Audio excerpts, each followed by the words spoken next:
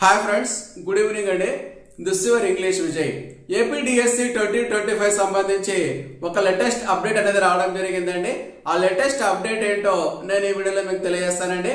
మీ అందరికి కూడా ఒక చిన్న రిక్వెస్ట్ అండి. ఫస్ట్ టైం మా ఛానల్ చూస్తున్నట్టయితే ఖచ్చితంగా ఇంగ్లీష్ విజయ్ అనే మా యూట్యూబ్ ఛానల్ సబ్స్క్రైబ్ చేసుకోండి. అదే విధంగా ఈ వీడియోను లైక్ చేయండి, హైప్ చేయండి. ఈ విధంగా చేయడం ద్వారా నాకు ఒక మంచి ఎంకరేజ్మెంట్ లభించినట్టు ఉంటుంది. మీకోసం ఉపయోగకరమైన వీడియోస్ ను అప్డేట్స్ ను నిరంతరం అందిస్తూ ఉంటానండి. ఇక అప్డేట్ విషయానికి వస్తే అక్టోబర్ 3వ తేదీన మీకు అందరికీ కూడా ట్రైనింగ్ అనేది స్టార్ట్ కావడం జరిగిందండి. ప్రస్తుతం మీరందరూ ట్రైనింగ్ లో ఉన్నారని నాకు తెలుసు. మీరందరూ ఆ ట్రైనింగ్ ని కూడా ఎంజాయ్ చేస్తున్నారని నేను భావిస్తున్నానండి.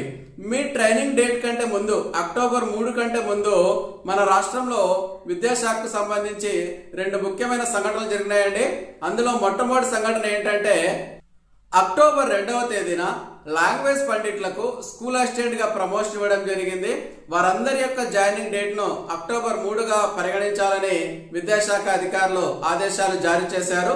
అదే విధంగా రెండవ సంఘటన ఏంటంటే అక్టోబర్ 2వ తేదీ రాత్రి ఇంటర్ డిస్ట్రిక్ట్ ట్రాన్స్ఫర్ లో వచ్చినటువంటి టీచర్స్ కు విద్యాశాఖ అధికారులు ఏం చేశారంటే కౌన్సిలింగ్ అనేది నిర్వహించడం జరిగింది. వారి యొక్క ఇంటర్ డిస్ట్రిక్ట్ ట్రాన్స్ఫర్ లో ఎవరైతే వచ్చారో వారి యొక్క జాయినింగ్ డేట్ ను కూడా అక్టోబర్ 3గా పరిగణించాలని విద్యాశాఖ అధికారులు ఆదేశాలు జారీ చేశారండి. మీరిద్దరితో ప్రమోషన్ తీసుకున్నటువంటి లాంగ్వేజ్ పండిట్లు మరియు ఇంటర్ డిస్ట్రిక్ట్ ట్రాన్స్ఫర్ లో వచ్చినటువంటి టీచర్స్ వీరిద్దరికి కూడా జాయినింగ్ డేట్ ను కామన్ గా అక్టోబర్ 3 తీసుకున్నారండి. ఇదే అక్టోబర్ 3 జాయినింగ్ డేట్ ను కూడా ఏపీడిఎస్సి 2025 లో సెలెక్ట్ అయినటువంటి అభ్యర్థులకు కూడా ప్రాథమికంగా ఈ తేదీనే పరిగణించాలని విద్యాశాఖ అధికారులు ఒక అభిప్రాయానికి వచ్చినట్టు ఈ వీడియో ద్వారా మీకు తెలియజేస్తున్నానండి. మరొక ముఖ్యమైన విషయం ఏంటంటే జాయినింగ్ డేటు కొంతమంది అభ్యర్థులు ఆలస్యంగా ఉండవచ్చండి.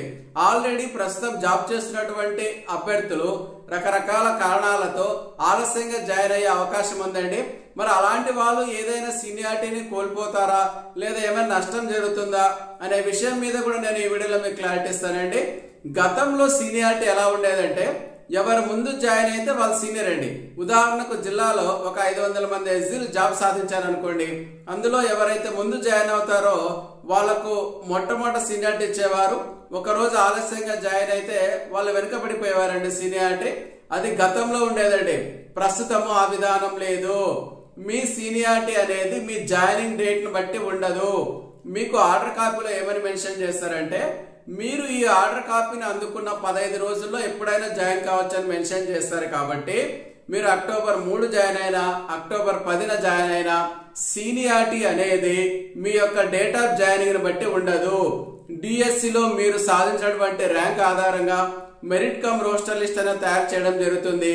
దాని ఆధారంగా మాత్రమే అభ్యర్థుల యొక్క సీనియారిటీని నిర్ధారించడము జరుగుతుంది. కాబట్టి 2 రోజులు ముందు జాయిన్ అయినా 2 రోజులు ఆలస్యంగా జాయిన్ అయినా సీనియారిటీకి అనేది ఎటువంటి నష్టమో జరగదు. ఓకేనా ఫ్రెండ్స్, ఇదండి ఏపీడిఎస్సి 2025 సంబంధించినటువంటి అప్డేట్. Thank you friends.